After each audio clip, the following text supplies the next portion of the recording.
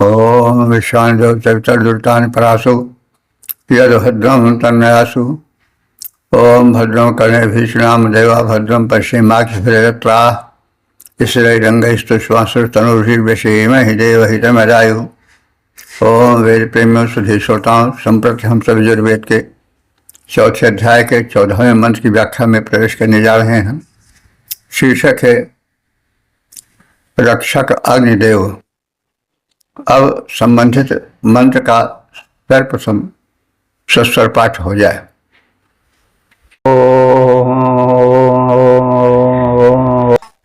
अग्ने त्वग्गो सुजाग्रे वायग्गो सुमन्दिखी माहि रक्षाणो अप्रायुत्सन् प्राबुधे नाह पुनस्क्रेधि। इस 14वें मंत्र में यह कथित है कि अग्निदेव चैतन्य रहें, वे हमारे प्रत्येक यज्ञीय कर्म में जागृत रहें, प्रज्वलित रहें। हम यजमान भले किन्हीं कारणों से विश्राम करें, क्योंकि अग्निदेव में वह शक्ति है कि वे निरंतर जागृत रह सकते हैं। मानव में वो शक्ति नहीं है। यह मंत्र प्रायः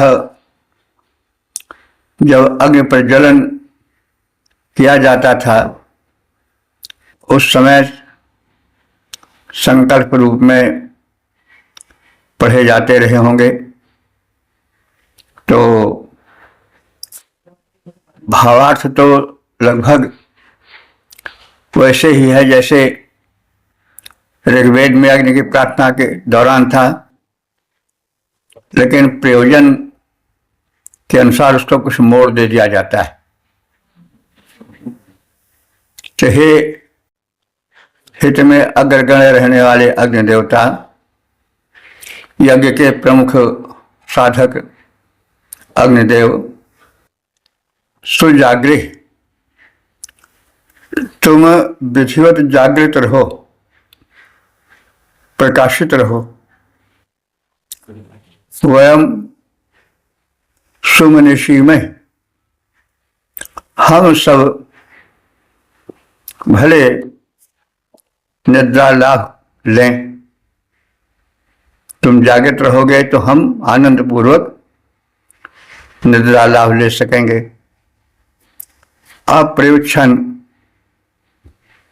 अप्रयोच्छन माने प्रमाद न करते हुए, न रक्ष, हम उपासकों की, यजमानों की रक्षा करते रहो। न पुनः प्रक्षुषे कृधि, हमें पुनः पुनः जागृत करते रहो, हमें हित में लगाते रहो, कर्मठ बनाते रहो, यज्ञशील बनाते रहो।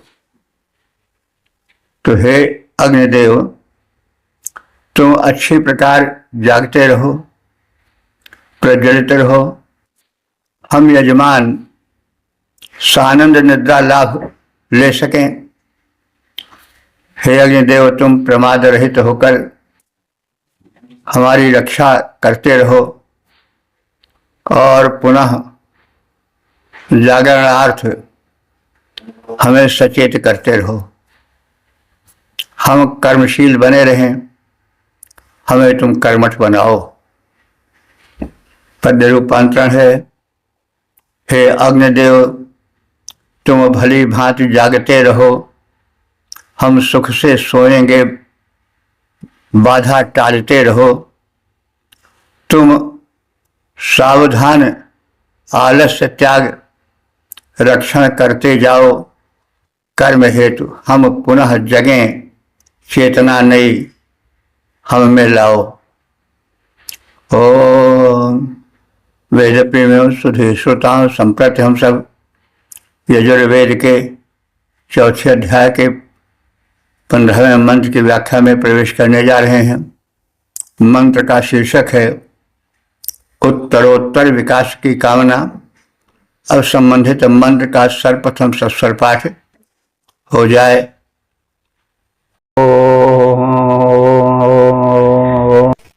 पुनर्मनः पुनरायुर्म आगन् पुनः प्राणः पुनरात्मा आगन् पुनश्चक्षुः पुनः श्रोत्रम् आगन्ना वैश्वानरो आदब्धस्तनूपा अग्निर्नाः पातु दूरितादावद्यात्।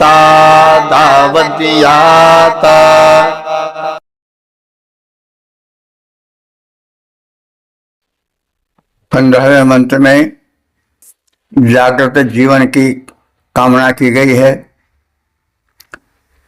जो जागत है सो पागत है, पावत है। जो सोवत है सो खोवत है। तो जागरण से तात्पर्य हुआ कि एक नई चेतना, नई प्रगति भावना का विकास, प्रेरणात्मक मन। तो अग्नि देवता से प्रार्थना है कि वे हमारा जागृत जीवन बनावें और हम विश्राम के पश्चात जब कर्म में संलग्न हो तो एक नई ऊर्जा का संचार हो। अग्निदेव ऊर्जा के संचालक देव हैं, यज्ञ के सर्वस्व हैं। पिछले मंत्र में स्वप्न की बात कही गई थी। स्वप्न माने विश्राम, निद्रा भी होता है। तो नए जागरण के साथ मैं मनः पुनः आगन, मुझमें नया मन पुनः मिल जाए। और जब हम विश्राम के बाद श्रम के क्षेत्र में प्रवेश करें तो मुझे नया उत्साह, नया जागरण मिले। और मुझे अग्निदेव की कृपा से मिल चुका है। मैं आयु वृषा, मुझे आयु पुनः मिले, यानी मेरी आयु में वृद्धि होती रहे। प्राणः पुनः आगन, प्रत्येक जागरण के साथ हम में नई प्राण शक्ति, नई ऊर्जा का संचार होता रहे। मैं आत्मा पुनः, मेरी आत्मा में बार बार नई चेतना का संचार होता रहे। चक्षु पुनः पुनः, हमारे चक्षुओं में, नेत्रों में दर्शन की नई अभिलाषाएं, नए नए प्रारूप, नई नई शक्तियाँ आती रहें। मुझ में श्रोत्रम माने कान, पुनः आगन, फिर से मिलें। तात्पर्य है कि हमारे कर्म जो हैं वो प्रत्येक जागरण के साथ विशिष्ट श्रवण शक्ति से परिपूरित होते रहें। वैश्वानरः, सबके शरीरों में प्रधान रूप से व्याप्त जठराग्नि। वैश्वानरः, विश्व से वैश्वना, नर माने नायक, तो यहाँ वैश्वानर अग्नि के लिए प्रयुक्त हुआ है। इस सबके शरीर में जठराग्नि रूप में रहने वाले अग्निदेव। अदब्धः, तुम अदम्य हो, हमारे शरीर में अदम्य बनकर रहो। तनुपाह अग्नि, तनुपाह माने शरीर के रक्षक, अग्निदेव अवध्यात दुरितात। अवध्यात माने निंदित, जो बोलने लायक ना हो, बद्य, जो बद्य ना हो अबद्य है।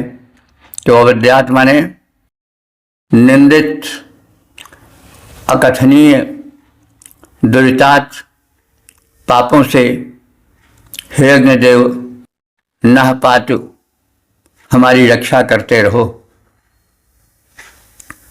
भाव विस्तार है गद्य में। हे अग्निदेव ऐसी प्रेरणा भरो कि मुझे प्रत्येक जागरण के साथ नया मन, नई आयु, नई प्रेरणा, नए प्राण फिर मिलते रहें। मुझे नई आत्मचेतना प्राप्त हो, नेत्रों में नई दर्शन शक्ति आवे, हमारे कानों में नवीन श्रवण शक्ति का संचार हो, नई सक्रिय, नवीन उत्साह। तो नवीन सक्रियता, नवीन उत्साह का संचार हमारे जीवन में होता रहे। शरीरों में स्वास्थ्य बना रहे और जठराग्नि हमारी दीप्त रहे, कभी बुझे नहीं। वह अदम्य रहे और दौर्बल्यजन्य दुर्भावनाओं से होने वाले क्रोधादि पापों से हमारी रक्षा करो। प्रायः दौर्बल्य से भी क्रोध आता है। जो मनुष्य सबल होता है, सशक्त होता है, पूर्ण स्वस्थ होता है, उसे क्रोध बहुत देर में आता है। तो दौर्बल्यजन्य दुर्भावनाओं से होने वाले क्रोधादि पापों से हमारी रक्षा करो। क्रोधादि में काम, क्रोध, लोभ आदि सब आ जाएंगे। ये सब तमाम मन की दुर्बलता से आते हैं। हर दिन हमारे लिए नवीन दिन बनकर आवे, हमें नवीन ऊर्जा का संचार हो। पद्य रूपांतरण प्रतिदिन जागृत हो नवजीवन, प्रतिदिन जागृत हो नवजीवन, नव प्राण और नव ऊर्जाएं, नव नयन श्रोत, नव मन प्रबुद्ध, सक्रियता नवोत्साह लाएं। जठराग्नि प्रबल, मत मंद बने, सम्यक पाचन होते जाएं। दौर्बल्यजन्य क्रोधादि मिटें, दौर्बल्यजन्य क्रोधादि मिटें, पापों से छुटकारा पाएं। ओम। वेद प्रेमियों, श्री श्रोताओं, संप्रति हम सब यजुर्वेद के चौथे अध्याय के 16वें मंत्र की व्याख्या में प्रवेश करने जा रहे हैं। शीर्षक है धन की मात्रा। अब संबंधित मंत्र का सर्वप्रथम सस्वर पाठ हो जाए।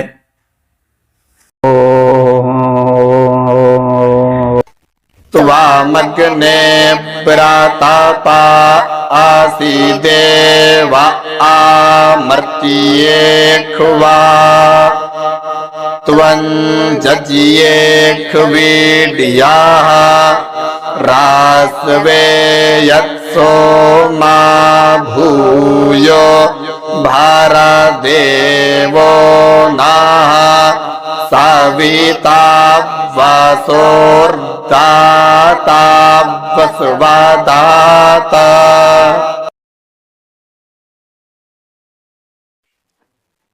इस 16वें मंत्र में सोम, अग्नि, सविता आदि देवों से यथेष्ट धन प्राप्ति हेतु प्रार्थना है, क्योंकि धन ही से धर्म होता है, धन ही से यज्ञ होता है। जो धनहीन जीवन है वह किसी को देगा क्या। तो इसलिए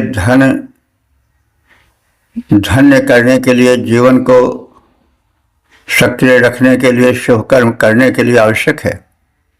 एतदर्थ देव शक्तियों से धनागम की प्रार्थना की गई। अग्नि, हे अग्निदेव, देवः तुम दिव्य हो, प्रकाशक हो, देव हो। अमर्तेषु, आमर्तेषु, आमर्तेश माने संपूर्ण मनुष्यों में। अगर छोटा होता तो निषेध होता, बड़ा है जो कि समाहार का द्योतक है, तो आमर्तेश माने संपूर्ण मनुष्यों में। व्रतपाहासी, व्रत कराने वाले हो। तो यज्ञेषु आयुज्य, तुम यज्ञेषु, यज्ञों में आयुज्य, विधिवत प्रशंसित होने वाले हो। सोम, हे सोम देवता, यह तरासु, तुमसे प्रार्थना है कि तुम यत माने इतना, रास्व माने धन दो, कि हुया आभर, हम पूर्ण रूप से धन से के अभाव से दूर हो जाएं, पुनः याचना की आवश्यकता न पड़े। वसोह दाता, धनदाता, हे सविता देवा, सविता देवता, न हम सबको वसु, वसु माने धन, अदात प्रदान करो। हे अग्निदेवता, तुम प्रकाशक हो। गद्यात्मक भाव विस्तार है। हे अग्निदेवता, तुम प्रकाशक हो, अंधकार से प्रकाश की ओर ले आने वाले हो। संपूर्ण प्राणियों में व्रत पालन की क्षमता लाने वाले हो। तुम यज्ञों में सुपूज्य हो। इसके साथ ही हे सोम देवता, तुम भी महान देवता हो। यज्ञों में तुम्हारा विशिष्ट स्थान रहता है। तुम हम उपासकों को इतना धन दो कि सामान्य आवश्यकता तो पूरी तो हो जाए और आगे इतना धन अवशिष्ट रहे कि लोकोपकार में लगाने के लिए हमें सुअवसर मिले। ऐश्वर्य प्रदायक सविता देवता ने हमें पहले भी धन दिया है। आप सब हमें संपन्न करें ताकि हम संपन्न जीवन से समाज सेवा और लोक सेवा कर सकें। पद रूपांतरण, हे दिव्य देवता अग्निदेव, व्रत पालन तुम्ही कराते हो। हे दिव्य देवता अग्निदेव, व्रत पालन तुम्ही कराते हो। यज्ञों में हो सुपूज्य भगवन, तुम जीवन यज्ञ चलाते हो। हे सोमदेव, इतना धन दो, आवश्यकता पूरी हो जाए, अतिरिक्त द्रव्य दो, जनहित को हम जिसके द्वारा कर पाएं। ओ वेद प्रेमियों, सुधी श्रोताओं, संप्रति हम सब यजुर्वेद के चौथे अध्याय के 17वें मंत्र की व्याख्या में प्रवेश करने जा रहे हैं। मंत्र का शीर्षक है तेजस्वी शुक्र। अब संबंधित मंत्र का सर्वप्रथम सस्वर पाठ हो जाए।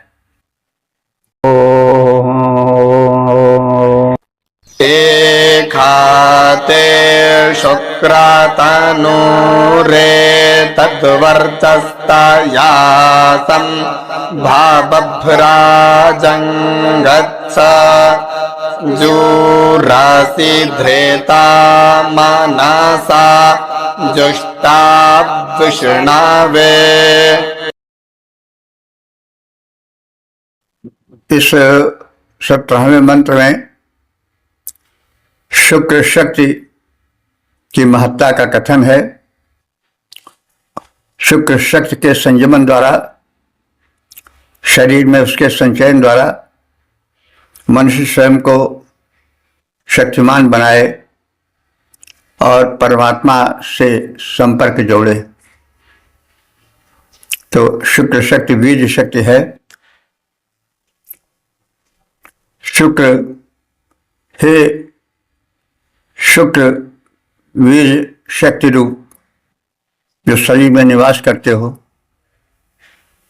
ऐशा ते तनु, ऐशा माने ये है हमारा जो शरीर है वो तुम्हारा शरीर है। यानी शुक्र से ही तो शरीर बनता है। रज शुक्र जब मिलते हैं तो गर्भ होता है। तो शुक्र के स्थान पर नारी में जो है वो रज होता है, रज बीज। तो दोनों से संपर्क जोड़ा जा सकता है।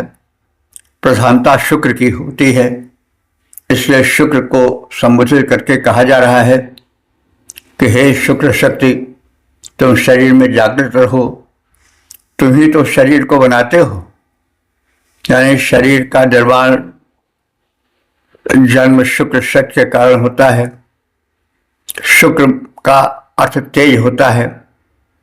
और हे शुक्र, तुम्हारा जैसा नाम है वैसा गुण भी है। तुम तेज बनकर शरीर में छाए रहते हो। तया संभव, इसके साथ जब एकावस्था हो जाती है तो शरीर में परम शक्ति का संचार होता है। हे शुक्र भ्राजम गच्छ, तुम प्रकाशित हो जाओ, हमारा शरीर तुम्हारे कारण तेजस्वी बने, तुम तेज फैलाओ। यह जीवन जूह असी एक वेग है। अब थोड़ा कथन दूसरी ओर चल रहा है। तो शुक्र की शक्तिमत्ता के कथन के पश्चात फिर अन्य विशिष्ट उपलब्धि की ओर संकेत है कि जब शरीर में शक्ति रहेगी, शुक्र शक्ति रहेगी, तभी तो तेज रहेगा, तभी आगे के सभी कर्म संपन्न हो पाएंगे। तो यह जीवन जो है वो जूह असी एक गति है जो शुक्र शक्ति से चलता है। मनसा धृता, मन को धारण एकाग्र किया जाता है। इसके द्वारा यह तेज विलणवे विष्णवे, यह तेज विष्णु के लिए जुष्टा माने सेवित हो, समर्पित हो। यानी हम शुक्र के संचय से अपने में ऊर्जा पावें, उस ऊर्जा के माध्यम से हम विष्णु के लिए, उनकी भक्ति के लिए समर्पित जीवन बिताएं। गद्य में भाव है, हे शुक्र देवता, यह तेरा ही शरीर है। शुक्र से ही तो शरीर की उत्पत्ति होती है। इसके साथ एकाकार होकर प्रकाश फैलाओ, यानी शरीर के साथ तुम अपने ऊर्जा को, तेज को फैलाओ। शुक्र वीर्य को कहते हैं, वीर से ही शरीर की उत्पत्ति है और शुक्र शक्ति ही तेज ओज का कारण है। जब शरीर में शुक्र शक्ति व्याप्त होती है तब शरीर दीप्तिमान हो जाता है, मनुष्य तेजस्वी दिखने लगता है, उसकी कार्यक्षमता बढ़ जाती है। वास्तव में जीवन एक वेग है, एक गति है। गतिशीलता के लिए शक्ति चाहिए। तो यह वेग मन में भी है। विष्णु को सेवा भाव से पाने के लिए यत्न करना चाहिए और वह गतिशीलता से, लगन से शुक्र शक्ति के संचयन के कारण सुख दुख सहकर आगे बढ़ने के लिए, परम शक्तियों से संबंध जोड़ने के लिए आवश्यक है। विष्णु को सेवा भाव से प्राप्त करें, शुक्र शक्ति बढ़ाकर जीवन धन्य बनावें। यही समर्पण और सेवा मानव को जीवन में सफलता से जोड़ता है। अनियंत्रित जीवन वेग जो है वो दुर्घटना बन सकता है। तो शक्ति हो, संयम हो, विष्णु भक्ति हो और एक शक्ति को संभालने की बुद्धि हो, तभी जीवन में दुर्घटना से बचा जा सकता है। दुर्घटना कई प्रकार से होती हैं, तो एक संयम होना चाहिए। संयम जो है वो शक्ति के साथ बुद्धि की संयमन शक्ति, बुद्धि की तीव्रता और एकाग्रता जो शरीर में स्वास्थ्य और वीर शक्ति के कारण होती है, वो आवश्यक है। संयमी जीवन ही अपने को यथा समय नियंत्रित कर सकता है। तो यहाँ विष्णु को पाने की बात कही गई है, इंद्र को पाने की बात नहीं कही गई है। ऐसा हम ऋग्वेद में नहीं देखते आए। इससे यह प्रतीत होता है कि धीरे धीरे इंद्र का स्थान विष्णु लेते गए। यजुर्वेद से यह एक सूचना मिलती सी प्रतीत होती है। पद्य रूपांतरण है, यह शुक्र विनिर्मित देह, यह शुक्र विनिर्मित देह, शुक्र ही तेज देह में लाता, शुक्र शक्ति बन तेज ओज बन जीवन में छा जाता। जीवन गति है, इस गति को उस पर ब्रह्म से जोड़ो, करो समर्पित शुचि सेवा में अनियमितता तोड़ो।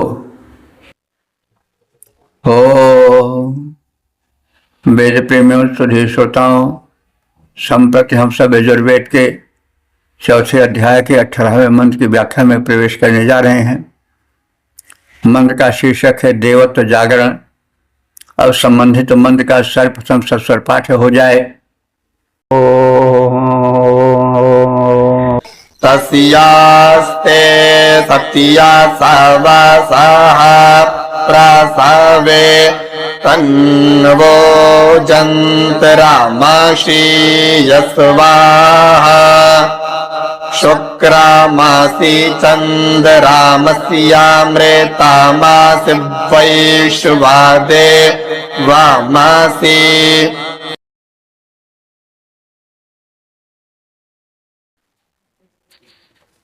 इस 18वें मंत्र में एक प्रगतिपूर्ण विकसित आदर्श जीवन का चित्रण है। उसी जीवन को पाने की कामना के साथ, लालसा के साथ यह मंत्र पढ़ा जाता है। हे मनुष्यों, सत्य सवसा तुम सत्य प्रवृत्ति वाले बनो, क्योंकि मानव में असत्य की प्रवृत्ति बड़ी जल्दी आ जाती है। भिन्न भिन्न क्षेत्रों में वो वास्तविकता से, सत्य से दूर होकर मूल रूप से हट जाता है। हे मनुष्यों, ते प्रसवे, तुम्हारी जो उत्पत्ति हुई है वो प्रगति के लिए हुई है। तुम प्रगति के लिए जन्म धारण किए हो, प्रगति करो। तन्वाह यंत्रम, शरीर रूपी यंत्र को जीवन की वास्तविकता और प्रगति से जोड़ो और इस प्रकार से जीवन क्षेत्र में आगे बढ़ो और सब वेग शुक्रम असि, तुम शुक्र रूप हो, तेज रूप हो, तेजस्वी हो। कर्म क्षेत्र में तेज जागृत करो। चंद्रमसि, तुम चंद्र रूप हो, आनंद रूप हो। अपने इस आनंद रूप को पहचानो और जीवन को आनंदमय बनाओ। हे मानो, तुम अमृतमसि, तुम अमर हो, अमृत स्वरूप हो। जीवन को विस्मय मत बनाओ, अमृतमय बनाओ, उज्जवल बनाओ। वैश्वदेवमसि, हे मनुष्य, तुम वैश्वदेव हो, यानी संपूर्ण देवत्व तुम में सन्निहित है। तो अपने इस व्यक्तित्व को, प्रकृति प्रदत्त क्षमता को पहचानो और जीवन क्षेत्र में आगे बढ़ते जाओ, प्रगति करते जाओ। हे मनुष्यों, तुम सत्य प्रवृत्ति वाले बनो। तुम प्रगति के लिए जन्म धारण किए हो। गति शून्य होकर, निठल्ले होकर मत जियो। शरीर यंत्र को जीवन की वास्तविकता से जोड़कर प्रगति के लिए उसे आगे बढ़ाओ और जीवन क्षेत्र में आगे बढ़ जाओ। प्राप्त वस्तुओं को देव कार्य में समर्पित करो। यह नहीं कि जो अर्जन हुआ है उसको केवल अपने ही में समेटे रहो। तुम सामाजिक कार्यों में भी संलग्न होकर प्राप्त वस्तुओं को उच्च कार्यों में, देव कार्यों में, सामाजिक कार्यों में समर्पित करो। तुम वीर, ओज, तेज रूप हो। हे मानो, तुम सामान्य नहीं हो। तुम वीर रूप हो, ओज रूप हो, तेज रूप हो, आनंददायक हो, अमर हो। तुम में संपूर्ण देवत्व निहित है। तुम सामान्य नहीं हो। अपनी शक्ति को पहचानो और जीवन यज्ञ में अपने को लगाकर संसार को सुखमय बना दो। स्वयं का जीवन समुन्नत करके सामाजिक विषमता को, समाज में घुले विष को दूर करो। पद्य रूपांतरण। सत्य प्रवृत्तिक बनो मानवो, सत्य प्रवृत्तिक बनो मानवो, प्रगति पंथ पर चरण बढ़ाओ।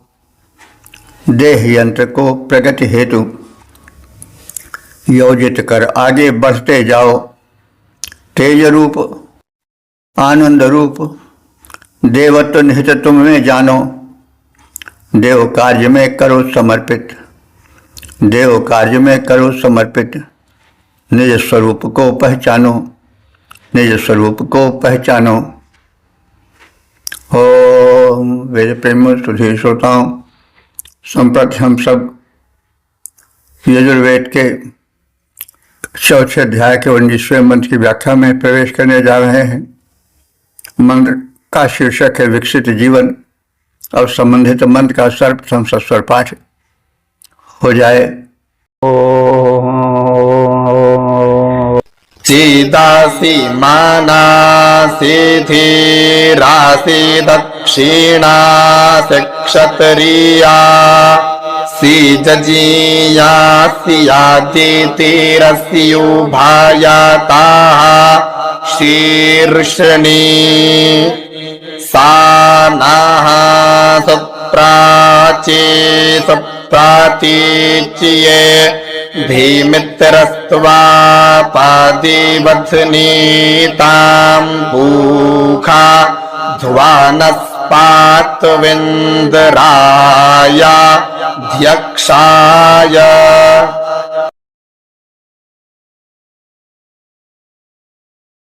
इस 19वें मंत्र में यह कथित है कि मनुष्य आत्मशक्ति को पहचाने क्योंकि उसमें अपार शक्ति है, वो अपने को भूला हुआ है। तो हे मनुष्यों, तुम चित असि, तुम चैतन्य रूप हो, जड़ नहीं हो। मना असि, तुम मनस्वी हो, तुम्हारा मन बलशाली है। मन को प्रबल बनाकर तुम मानसिक शक्ति से बहुत कुछ कर सकते हो। तुम धीः असि, तुम बुद्ध रूप हो, तुम में बुद्धि का प्राबल्य है। प्राणियों में सर्वाधिक बुद्धि तुम्ही में है। दक्षिणा असि, तुम दक्ष हो, कार्य करने की दक्षता नैपुण्य तुम में भरा है। क्षत्रिय असि, तुम में क्षत्रिय तो गुण, रक्षण का गुण और शारीरिक शक्ति का एवं संघर्ष शक्ति का अपूर्व संचयन है। यज्ञ सामर्थ्यों से युक्त हो। तो यह तो मानव की शक्ति के जागरण हेतु, आत्मस्वरूप को पहचाने हेतु कथित वाक्य हैं, लेकिन कुछ शब्द ऐसे आ गए हैं जिनके कारण टीकाकारों ने उसको गोपक्षीय बना दिया है। जैसे अब आगे का शब्द है अदिति ही असि, तुम अदिति हो। तो अदिति कहते हैं जो खंडित न हो, जो काटी ना जा सके। तो वो गाय के लिए कहा जाता है। गाय अखंडनीय है, गाय को काटा नहीं जा सकता, या काटा नहीं जाना चाहिए। उभयतः तुम दोनों ओर शीर्षणा असि, सिंह को धारण करने वाले हो, सिर वाले हो। गाय के सिर होते हैं, सींगें होती हैं। न सुप्राची, हमारे आगे बढ़ने में, सुप्रतीचि पीछे हटने में, एज माने सहायक हो, यानी हम तुमसे शक्ति पाकर प्रेरणा प्राप्त करते हैं। मित्रात्वा, तुम मित्र स्वरूप हम सबकी हो। यदिवं धृताम, पाँव में तुम्हें बांध कर रखा जाता है। ऐसा कहा जाता है कि पहले गायों को पैर से बांधा जाता था और गर्दन से उन्हें नहीं जकड़ा जाता था।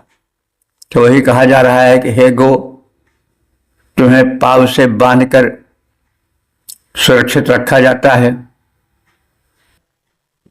और पूषा देव अध्यक्षाय इंद्राय, और पूषा देव और इंद्र के लिए अध्वना, मार्ग में पाथ माने रक्षा करो, यानी हमसे और इंद्र से और अन्य देवों से संबंध जोड़ा रहे। तो भाव विस्तार इस प्रकार से है, देखना कि यहाँ चेतना, मन, बुद्धि, दक्षता, छात्र शक्ति, पूजनीय पूज्य गुण आदि के सामने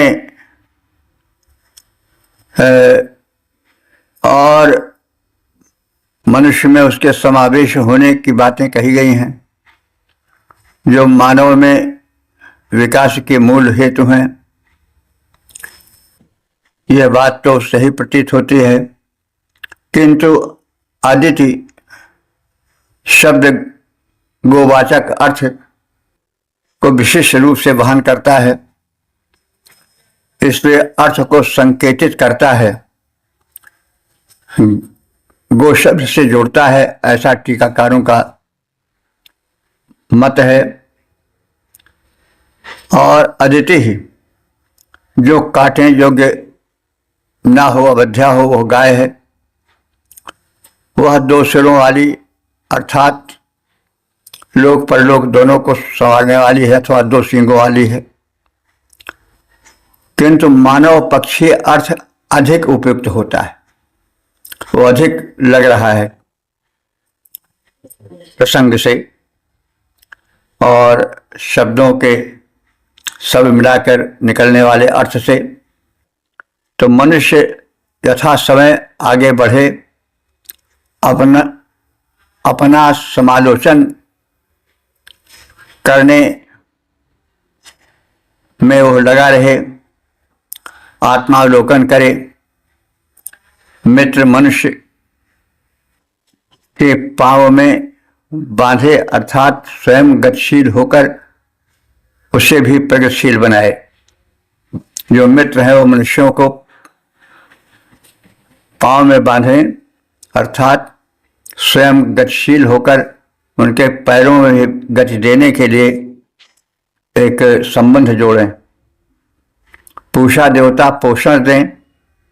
जिस मनुष्य का प्राण रूप इंद्र अथवा आत्मा रूप में इंद्र अध्यक्ष हैं, वह इसे प्रगति पंथ पर दिखाएं और मानवों की रक्षा करते रहे। पद्य रूपांतरण है, चेतना बुद्धि मन विकसित कर, दक्षता मनुज की निज में लाए। चेतना बुद्धि मन विकसित कर, दक्षता मनुज निज में लाए। रखे अखंड व्यक्तित्व और सत्य के पथ पर बढ़ता जाए। आगे पीछे का ध्यान रखे, मित्रादिक की सन्मति पाए। पोषित हो दिव्य भावना से, आत्मा उसका पथ दिखलाए। पोषित हो दिव्य भावना से, आत्मा उसका पथ दिखलाए। तो इस प्रकार से हमने यजुर्वेद के मंत्रों का संक्षिप्त ज्ञान प्राप्त किया। इस सत्र में 6 मंत्र व्याख्यायित हुए हैं और इन 6 मंत्रों में अग्नि की महत्ता, अग्नि द्वारा चेतना जागरण और विकास की प्रेरणा की बातें कही गई हैं। अन्य सोम और सविता आदि देवताओं से धन धान्य प्राप्ति की प्रार्थना है। यथेष्ट धन हेतु कामनाएं हैं। शुक्र शक्ति का द्योतन है। वीर शक्ति मनुष्य में ओज तेज जगाती है, कार्य क्षमता बढ़ाती है, इसलिए उसका संयमन बहुत आवश्यक है। और यह विशेष कहने की बात है कि लोग शुक्र शक्ति को आज के वातावरण में बिल्कुल भूल गए हैं। यहाँ तक कि जो योग सिखाते हैं उनमें से हमने एक के मुख से ब्रह्मचर्य वाली बात नहीं सुनी। यद्यपि अष्टांग योग में यम नियम के अंतर्गत अहिंसा सत्य अश्रय ब्रह्मचर्य परिग्रह इति यमा, इसमें ब्रह्मचर्य को कहा गया है। तो ब्रह्मचर्य पालन से ही शरीर में शक्ति आती हो जाती है। मरणम बिंदु पाते न जीवनम बिंदु धारणात्, यह वेद वाक्य है। तो बिंदु मात्र से मनुष्य का जीवन और मरण होता है। वीर शक्ति से हनुमान जी, भीष्म पितामह वगैरह कितने महान बने। तो वीर शक्ति जो कि मनुष्य को जन्म देती है, जिसकी ऊर्जा से संतानोत्पत्ति होती है, जो कि सप्त धातुओं में श्रेष्ठ है। जैसे जब शरीर में भोजन जाता है तो रस बनता है, फिर रक्त, मांस, मेद, अस्थि और मज्जा, उसके बाद शुक्र अंतिम परिणत होती है तेज रूप में, वही इम्यूनिटी पावर के रूप में। जो है परिणत हो जाता है। इस सिद्धांत को विज्ञान भी नहीं नकारता है। आज का विज्ञान, हमारे यहाँ तो ब्रह्मचर्य की बड़ी महिमा है। वेद में ब्रह्मचर्य की चर्चा कई बार है, वीर्यरक्षण की चर्चा कई बार है। और ये संभवतः वेद का ही मंत्र है कि मरणम बिंदु पातेन जीवनम बिंदु धारणात्। एक बिंदु यानी बीज के धारण से जो है वो जीवन, और बीज के पतन से पतन और मरण आता है। तो इसलिए यह विशेष जानने योग्य है कि साधक लोग, सामान्य गण भी, विशेष करके योग साधक लोग, जो पतंजल योग दर्शन में यम के अंतर्गत ब्रह्मचर्य को कहा गया है, उसको संभालें। क्योंकि जब जड़ नहीं रहेगी तो फिर वृक्ष कैसे होगा? क्योंकि यम नियम, आसन, प्राणायाम या क्रम से हैं चलते, प्रत्याहार, धारणा, ध्यान, समाधि। तो प्रारंभ में यम आता है। यम में अहिंसा, सत्य, अस्तेय, ब्रह्मचर्य, परिग्रह कहा गया है। और नियम में शौच, संतोष, तप, स्वाध्याय, अर्पण, ध्यान। फिर उसके बाद आसन आता है। और जो पतंजल योग दर्शन है उसमें सिर्फ आसन के लिए केवल एक शब्द है, स्थिर सुखमासनम। एक वाक्य है या एक सूत्र है, स्थिर सुखमासनम, जिससे हम स्थिरता पूर्वक बैठ सकें, वही आसन है। तो इस प्रकार से ब्रह्मचर्य की महत्ता को वेद बताता है। इसकी महत्ता का प्रचार प्रसार होना चाहिए। जो छिछोरपन आता है ब्रह्मचर्य के अभाव में आता है, समस्याएं पैदा होती हैं, मनुष्य निर्बल होता है, अल्पायु बनता है। तो इसलिए वेद के वाक्य संदेश, वीर रक्षण को, शुक्र रक्षण को ध्यान से देखना चाहिए। शुक्र ही वह है जो कि एक शरीर निर्माण कर देता है। पशुओं में एक संयमित भोग होता है, एक निश्चित समय पर ही वे भोग में लीन होते हैं। लेकिन मनुष्य तो न दिन न रात न कुछ, कोई विचार नहीं, कोई संयमन नहीं। और दुर्भाग्य का विषय है कि जो आज नेतृत्व करते हैं, जो योग का संदेश देते हैं, वो योग के मूल सिद्धांत को भुलाकर आगे चलते हैं। बस आसन पर जुट गए, थोड़ा प्राणायाम जुट गए, और योग का जो क्षेत्र है उसको भुला बैठते हैं। बहरहाल थोड़ा भी हो जाए तो भी अच्छा है। योग जितना हो रहा है उतना ठीक है, लेकिन थोड़ा जो योगाचार्य हैं उनको और आगे बढ़कर विचार करना चाहिए। इस प्रकार से हमने आज के इस सत्र में जो जाना, पहचाना, उसे कार्य रूप में परिणत करें। जो मंत्र हैं वे सामान्य रूप से जीवन से जुड़े हैं, दिव्य शक्तियों से जुड़े हैं। मनुष्य जो है इन्हीं अग्नि, वायु और जल, चित, पावक, गगन, समेल, ये जो पंचदेव शक्तियां हैं, इन्हीं से तो शरीर उसका बनता है। अग्नि का बड़ा महत्व है शरीर में। अग्नि अगर न रह जाए, शरीर ठंडा पड़ जाए तो मृत हो जाता है व्यक्ति। पाचन में रसायन मंद हो जाए तो भी शरीर रुग्ण हो जाता है। तो अग्नि की बड़ी महत्ता है। और फिर यज्ञ कर कार्य तो अग्नि से ही संभव हो पाता है। यजुर्वेद कर्मवेद है, उसमें यज्ञ की महत्ता है, इसलिए अग्नि को विशेष महत्व दिया गया है। तो हम अग्नि के महत्व को समझें, समझाएं और जीवन में उतारें। इस विनय के साथ ओम सर्वे भवन्तु सुखिनः, सर्वे सन्तु निरामयाः, सर्वे भद्राणि पश्यन्तु, मा कश्चित् दुःख भाग् भवेत्।